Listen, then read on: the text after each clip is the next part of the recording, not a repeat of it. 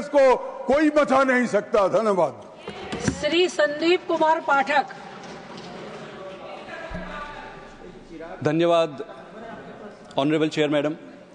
आज health ministry और health और वेलफेयर डिपार्टमेंट के विषय में चर्चा पर मुझे भाग लेने का जो मौका दिया गया है, इसके लिए मैं सदन का और आपका आभारी हूं। ऑनरेबल चेयर मैडम, हेल्थ का विषय एक ऐसा विषय है जिसको अगर हम राज्य के मैटर और केंद्र सरकार के मैटर में अगर बांट कर देखें तो ये देश कभी बर्दाश्त नहीं कर पाएगा। हमारे बच्चे, हमारे परिवार के लोग इस भावना से प्रताड़ित होते रहेंगे। इसलिए यह विषय किसी राज्य का नहीं है, यह विषय सिर्फ केंद्र का नहीं है, यह विषय इस पूरे देश का है। ऑनरेबल चेयर सर, इससे पहले कि मैं आगे की बात रखूं, मैं 2-3 चीजें आपके समक्ष लाना चाहता हूं। 2014 में गवर्नमेंट रन मास स्टरलाइजेशन कैंपेन छत्तीसगढ़ में 10 महिलाओं की मौत हो जाती है। पहले दिन वो सर्जरी कराकर जाते हैं, घर पहुंचने के बाद उनकी मौत हो जाती है। गोरखपुर के बीआरडी मेडिकल कॉलेज में 63 बच्चों की मौत हो जाती है।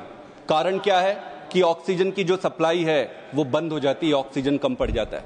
इसी हॉस्पिटल में 2016 में टोटल 5000 से ज्यादा बच्चों की मौत होती है। इसी हॉस्पिटल में एक साल पहले 2014 में 6000 से ज्यादा बच्चों की मौत होती है। ऑनरेबल चेयर सर, आप नांदेड़ के सरकारी हॉस्पिटल में देखें कि एक दिन में 33 लोगों की मृत्यु होती है और उनमें से 12 बच्चे होते हैं। कारण क्या होता है? कारण यह है कि मेडिकल स्टाफ है वो सफिशिएंट नहीं थे, डॉक्टर्स अवेलेबल नहीं थे, दूसरे डिस्ट्रिक्ट से रश आ गया। ये आज भारत देश की हेल्थ व्यवस्था या सिस्टम की एक पिक्चर है जो हम सबके सामने है। इससे मुझे लगता है कि हम सबको अपराध बोध से ग्रसित हो जाना चाहिए। और अगर हमें अभी भी इस बात का खुद पे ये नहीं है कि दुख नहीं हो रहा है, तो मुझे लगता नहीं है कि हम इस काबिल हैं कि इस देश को एक अच्छा स्वास्थ्य और एक अच्छा परिवार दे पाए। ऑनरेबल चेयर सर, निश्चित रूप से इन परिस्थितियों से निपटने के लिए सरकार कोई टारगेट बनाई होगी। अगर टारगेट बनाए हैं तो कोई प्लानिंग किए होंगे। अगर प्लानिंग किए होंगे तो उस पर कुछ बजट दिए होंगे। अगर बजट दिए होंगे तो उसका एग्जीक्यूशन करने की प्रक्रिया शुरू किए होंगे। क्या वो टारगेट सफिशिएंट है? क्या वो प्लानिंग सफिशिएंट है? क्या वो बजट सफिशिएंट है? क्या एग्जीक्यूशन सफिशिएंट है? ये प्रश्न है जिसके बारे में आज हम सब डिस्कस कर रहे हैं। मैं फिर से ये कहना चाहता हूं कि आज का ये डिस्कशन पक्ष या विपक्ष के प्रिज्म पे ना होकर देश के पक्ष में होना चाहिए। ऑनरेबल चेयर सर, 2017 में सरकार एक नेशनल हेल्थ पॉलिसी लेकर आती है। इस पॉलिसी में यह बताया जाता है कि भाई इस देश में रहने वाले हर एक व्यक्ति को अच्छी और क्वालिटी वाली हेल्थ मिले, यही फ्रेमवर्क था पूरा। इसमें आप अगर देखेंगे कि सरकार ने एक प्लान बनाई। इस प्लान में 2 प्रमुख पैरामीटर्स थे। एक तो था नेशनल हेल्थ मिशन और दूसरा ये लेकर आए आयुष्मान स्कीम लेकर आए। नेशनल हेल्थ मिशन का क्या आइडिया था? नेशनल हेल्थ मिशन का आइडिया ये था कि केंद्र सरकार नेशनल हेल्थ मिशन के माध्यम से सरकारों को इंफ्रास्ट्रक्चर डेवलपमेंट करने के लिए पैसे देगी और ये पैसे प्राइमरी हेल्थ सेंटर और सेकेंडरी हेल्थ सेंटर जो जिला अस्पताल होती है उसके इंप्रूवमेंट के लिए होनी चाहिए। आज स्थिति क्या है? आज स्थिति अगर ये देखें, किसी भी आप पब्लिक हॉस्पिटल में चले जाइए, जिला में या प्राइमरी हेल्थ सेंटर में, या तो हॉस्पिटल ही नहीं है। अगर हॉस्पिटल है तो डॉक्टर नहीं है, अगर डॉक्टर है तो दवाई नहीं है, अगर दवाई है तो टेस्टिंग नहीं है, और अगर ये सारी चीजें उपलब्ध है तो वहां भर्ती करने के लिए बेड अवेलेबल नहीं है। और ये किसी एक राज्य की स्थिति नहीं है, ये पूरे देश की स्थिति है। ऑनरेबल चेयर सर, अगर इसको मैं क्वांटिफाई करूं बड़े सिंप्लीफाइड में, ज्यादा नंबर्स नहीं देना चाहूंगा, ये पूरी परिस्थिति को अगर मैं क्वांटिफाई करना चाहूं तो क्वांटिफाई करने के लिए एक ही चीज कह सकता हूं कि सरकार ने अपने खुद का एक सर्वे कराया। इस सर्वे में ये कहा गया सभी हेल्थ इंस्टीट्यूशन को कि भाई अपना सेल्फ असेसमेंट करो। जब सेल्फ असेसमेंट किया गया तो ये पाया गया कि 80% से ज्यादा जो पब्लिक सेंटर्स थे, हॉस्पिटल्स थे, छोटे बड़े, वो फिट थे और अनफिट थे और सब स्टैंडर्ड थे।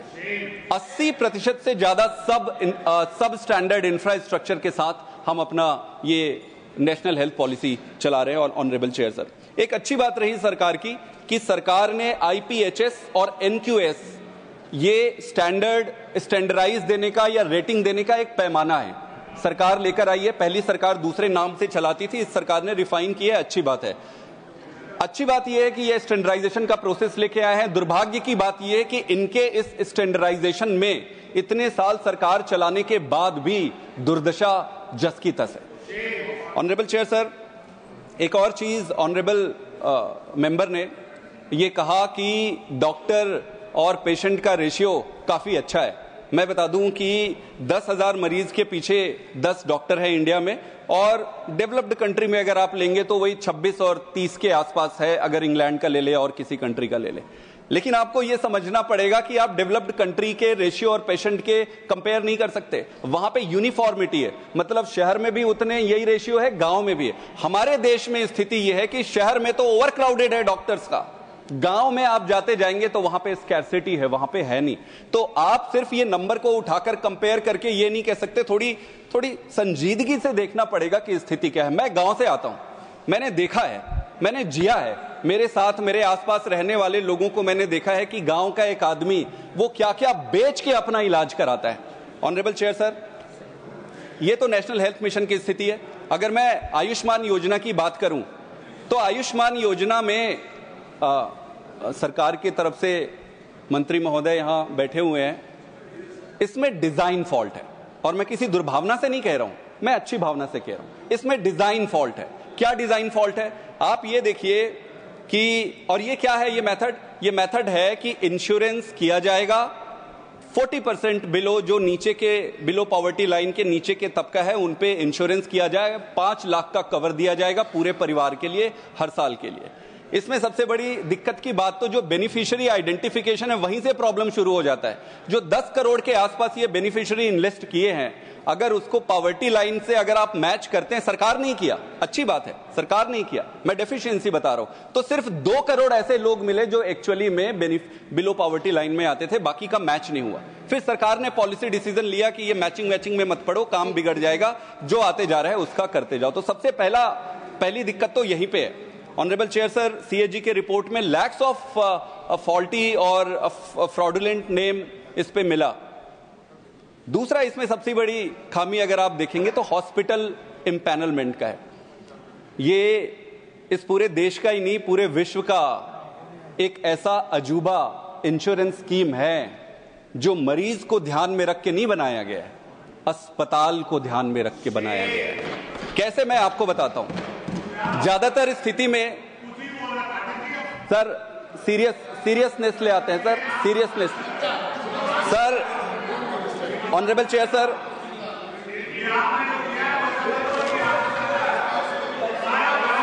ऑनरेबल चेयर सर, ये अजूबा स्कीम है।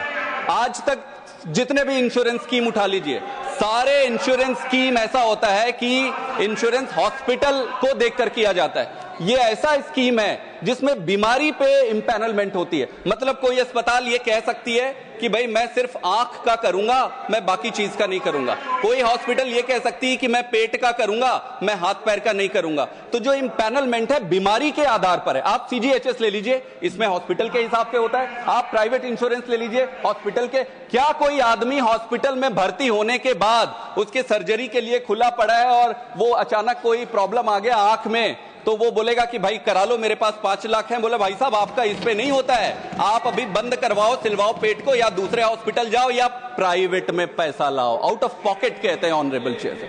तो इसमें बड़ा डिजाइन फॉल्ट है।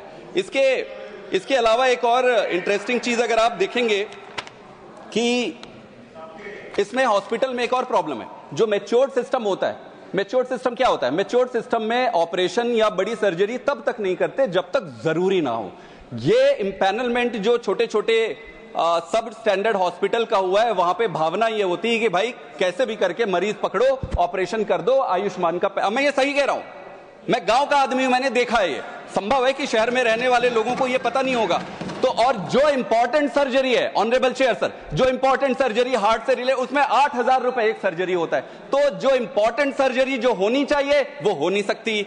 जिसको दवाई से आप ठीक कर सकते हो वो वहां पे खींच के उसको ऑपरेट कर दिया जाता है। ऑनरेबल चेयर सर, प्लानिंग और क्लैरिटी में मैं एक चीज कहना चाहूंगा कि भाई देखो, इस देश की पूरे सोशियो इकोनॉमिक सिस्टम को 3 चरण में आप बांट सकते हैं। Lower income group, middle income group और higher income group. Lower income group के लिए आप नेशनल हेल्थ मिशन लेके आए, सरकारी सिस्टम को आप, अभी मैं सिर्फ प्लानिंग और आपकी आइडिया की बात कर रहा हूं, क्या हुआ है वो अलग बात है। नेशनल हेल्थ मिशन में सरकारी अस्पताल को आप ठीक करना चाह रहे हो, वो किसको कैटर करेगा? वही लो इनकम ग्रुप वालों को करेगा। उसके बाद आप आयुष्मान लेकर आए, इंश्योरेंस स्कीम, वो किसको कैटर कर रहा है? लो इनकम ग्रुप को। मिडिल क्लास को क्या होगा? मिडिल क्लास को क्या होगा? इतना बड़ा मिडिल क्लास का सेक्शन है, ना वो सरकारी अस्पताल अवेल कर रहा है, ना वो इंश्योरेंस की कैटेगरी में आ रहा है। तो अगर ये दोनों नहीं कर रहा है तो फिर ये तो डिजाइन फॉल्ट है सरकार के पूरे मेथड में। सरकार को पता ही नहीं है कि आपका डायरेक्शन क्या है। अगर आपको आपका डायरेक्शन नहीं पता है तो आप क्या ही एग्जीक्यूट करोगे? नीरज जी, डियर सर, इसके अलावा एक चीज और मैं कहना चाहूंगा, आप टैक्स लेते हो मिडिल क्लास से, भाई आपका खर्चे के लिए कहां से पैसा आ रहा है? कोई अपनी जेब से तो नहीं दे रहा है। मिडिल क्लास से पैसा आ रहा है, पैसा मिडिल क्लास से आ रहा है, लेकिन उसकी सुविधा के लिए आपने कुछ भी नहीं किया। एक और है, इसमें अंडर स्पेंडिंग। क्या कारण है? क्या कारण है भाई? केंद्र सरकार 2 लेके आई, नेशनल हेल्थ मिशन और दूसरा आयुष्मान। दोनों में ही मैंने आपको आपके सामने डिजाइन फॉल्ट बता दिया, इनसफिशिएंट बता दिए। क्यों ऐसे हो रही है? क्यों ऐसे हो रही है? ऐसा होने का कारण सर यही कारण है, ऐसी राजनीति के कारण ही देश यहां पहुंचा है।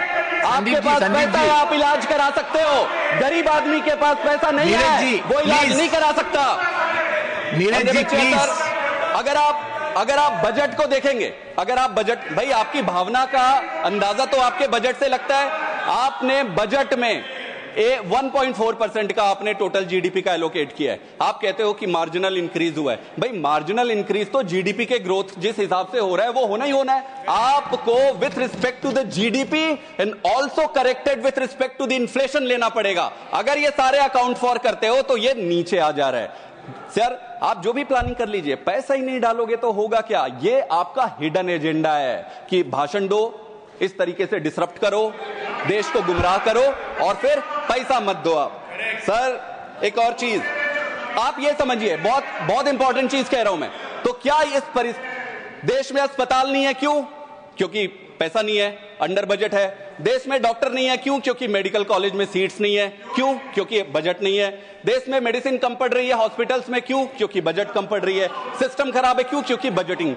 बजट एक महत्वपूर्ण कारण है, लेकिन क्या एक अकेला कारण है? अकेला कारण नहीं है ऑनरेबल चेयर सर, मैं बताता हूं इसका महत्वपूर्ण कारण है। इस देश का दुर्भाग्य है, इस देश का दुर्भाग्य है कि यहां पर जो राजनीति है वो राजनीति मिसप्लेस्ड राजनीति है। कैसे मिसप्लेस्ड राजनीति है? और मैं पूरे पॉलिटिकल क्लास को ये कह रहा हूं, पूरे पॉलिटिकल क्लास ये समझती है कि हेल्थ और एजुकेशन, इससे चुनाव में वोट नहीं मिलते। जिस दिन पॉलिटिकल क्लास ये समझ जाएगा कि हेल्थ और राजनीति को गंदी चुनाव की अपनी राजनीति से दूर रख के देश के लिए करोगे, उस दिन ये देश आगे बढ़ जाएगा। हमने किया, हमने दिल्ली में, हमारी राजनीति क्या है? आप पूछो हमारी राजनीति क्या है, हमारी आइडियोलॉजी क्या है? हमारी आइडियोलॉजी स्कूल है, हॉस्पिटल है।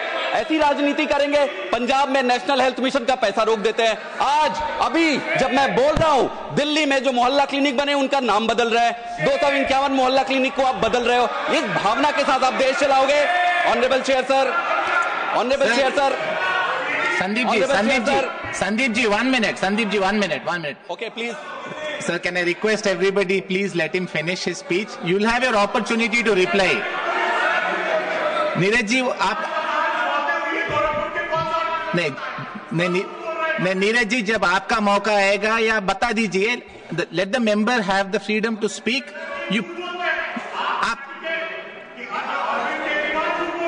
नीरज जी मेरा आपसे विनती है कि जब आपका मौका आएगा आप बता दीजिए सच क्या है, आप उनको बात करने दीजिए। वो पॉज करें ना। Sandeep ji please continue. Thank you sir, I request please let the member finish. You're all senior to me. I'm looking for you to help me do this program better. Let the speaker. कारण एक तो political है और दूसरा इच्छा शक्ति है। Sir Modi ji ने एक बार कहा था कि माना कि अंधेरा घना है पर दिया जलाना कहां मना है। अरे जलाओ ना, क्यों नहीं जला रहे दिया? आप जलाओ दिया, हम प्रोटेक्ट करेंगे दिया को, हम सबको मिलकर दिया जलाना है। जलाओ दिया, दिया क्यों नहीं जलाते? मेरा एक सबमिशन है Sandeep ji, I have a suggestion. No, please conclude in 30 seconds because I stopped you in between. Conclude in 30 seconds. Honourable chair sir, इस देश में 788 लेटेस्ट कंसीडर 800 के आसपास जिला अस्पताल है। मेरा यह सबमिशन है, हाथ जोड़ के विनती है सरकार से, सर 800 के आसपास 778 जिला अस्पताल है। अगर पूरा देश इकट्ठा हो जाए, प्रधानमंत्री जी, उनकी सारी कैबिनेट, पूरी पार्टी, सारे विपक्ष, पूरा देश अगर इकट्ठा हो जाए, तो क्या इन 800 के आसपास जिला अस्पताल को ठीक करना डिफिकल्ट है? डिफिकल्ट नहीं है। क्या डिफिकल्ट है? मेरा एक और सबमिशन है, do not make multiple parallel schemes. आपके स्कीम्स तब तक सफल नहीं होंगे जब तक उसको एग्जीक्यूट करने के लिए यूनिट्स रेडी नहीं होंगे। आप पहले कैपेसिटी बिल्ड करिए, आप पहले छोटे डिस्ट्रिक्ट हॉस्पिटल को ठीक करिए, प्राइमरी हेल्थ सेंटर को ठीक करिए, फिर आप स्कीम्स बनाइए। Thank you very much sir, thank you Sandeep ji.